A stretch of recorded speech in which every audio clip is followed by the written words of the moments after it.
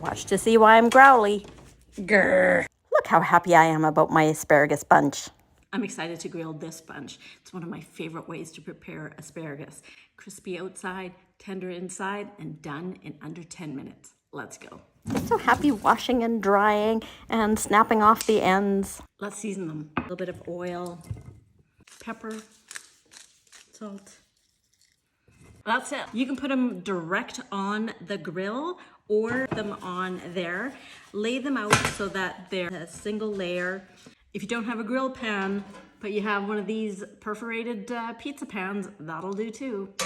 And then my plans went awry. Yep. I tried and I tried. Okay, we're not grilling. There's no propane. Grr. Like I was saying, oven roasting is one of my favorite ways to prepare asparagus. So let's do that instead. We're gonna set the oven to 400 degrees, then we're gonna pop these babies in there, and it'll be almost just as good as grilled.